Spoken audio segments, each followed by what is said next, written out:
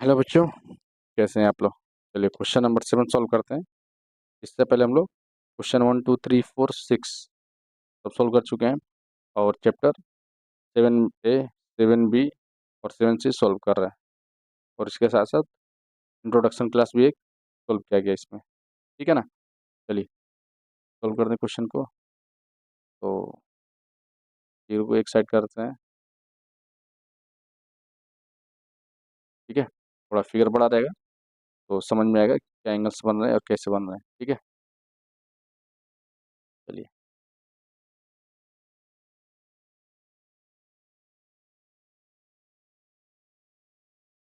पूछ क्या रहा है, एक्स का वैल्यू यानी इसका वैल्यू पूछ रहा है। जो है ना, इसका वैल्यू पूछ रहा है। तो क्या हम लोग लिख सकते हैं इसमें, देखो एंगल ए बी सी क्या दिख रहा है, ए बी सी, इसकी बात कर रहे हैं। किसके बराबर हो सकता है, अरे बोलो। एंगल ए बी सी किसके बराबर हो सकता है, एंगल बी सी डी के, बी सी डी, ये पूरा इसकी बात हो रहा है। आ रहा समझ में, ये एंगल हमको पूरा चाहिए यहाँ से यहाँ तक। ये पर्पल कलर किया उसको और पहले से ये हम कर रहे हैं येलो वाला। इन दोनों एंगल को मिलाकर हमारा ये बनेगा। और कौन एंगल के अकॉर्डिंग, अल्टरनेट इंटीरियर एंगल। तो लिख सकते हैं क्या, angle A B C equal angle B C D. अरे बोलो, ब्रैकेट में लिखे अल्टरनेट, लिख लेंगे ना आप लोग पूरा इंटीरियर एंगल। ठीक है, अब देखो एंगल ए बी सी का वैल्यू कितना है, 70। हम लिख देंगे 70। Angle B C D find करना है हमको, तो पता ही नहीं है हमको, तो वैसे लिखेंगे। ठीक है, अब देखिए आगे ये लाइन जो दिख रहा है ना, ये वाला, ये इसके पैरेलल तीनों के पैरेलल है। ठीक है, तो हम लोग कहीं भी से भी अगर लाइन ड्रॉ करते हैं आगे, मान लीजिए कि इस लाइन को आगे प्रोड्यूस कर देते हैं। ठीक है,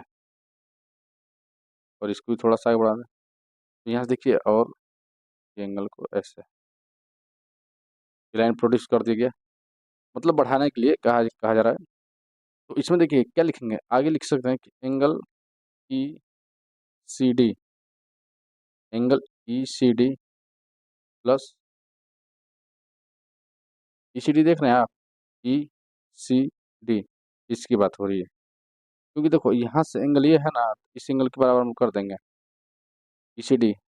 अरे सुनो, angle E C D plus ये ऐड कर देंगे C E F, angle C E F equal 180।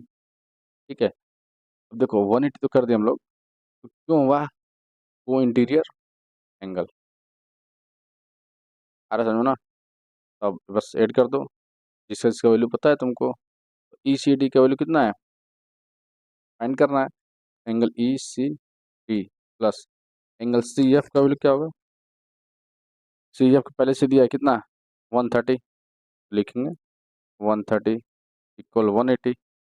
तो angle E C D equal कितना हो गया यहाँ से, 50। ये इधर से जाए तो सब्ट्रैक्ट करेगा तो 50 हो जाएगा। ठीक है, अब देखो ये पता चल गया, ये 50 है। हम लोग एक एंगल छोड़े हैं ना यहाँ पर, जिससे हम लिख सकते हैं क्या चीज़ को, जो लिखा गया है 70 is equal to angle B C D. तो हम लिख सकते हैं 70 is equal to angle B C D, क्या हो सकता है, B C E, B C E plus क्या हो सकता है, ई सी डी, ई सी डी लिख सकते हैं ना जी। तो 70 is equal to angle B C E का वैल्यू कितना होगा, अरे बोलो 50। एक एक मिनट, ये तो फाइंड करना हम लोग को, यानी एक्स है अब प्लस 50। तो एक्स इजकल टू कितना हो जाएगा, ये इधर जाएगा तो माइनस, जो ये 50 जाएगा इधर, माइनस कितना 20। तो एक्स का वैल्यू कितना आ गया, 20 आ चुका है। आ रहा समझ में ना, आप लिख कर सकते हैं आसानी से। देखो हम लोग ऐसे पढ़ेंगे ना, देखेंगे तो ये दोनों को 180 होना चाहिए, 180, तो 130 हो गया तो 50, और ये दोनों मिलकर क्या होना चाहिए हमारा, इक्वल। तो ये 70, ये 50, तो कितना होगा, 20। लिखने की कोई जरूरत ही नहीं है, लेकिन भाई पेपर पर लिखना है, स्कूल में वैसे मानेंगे नहीं। ठीक है, तो इसलिए आप ऐसे सॉल्व करेंगे क्वेश्चन को। ठीक है, चलिए नेक्स्ट क्वेश्चन सॉल्व करते हैं। क्वेश्चन नंबर 8, जो कि अगले पार्ट में किया जाएगा। आप सारे वीडियो को देखिए और नोट्स बनाइए। ठीक है, ओके।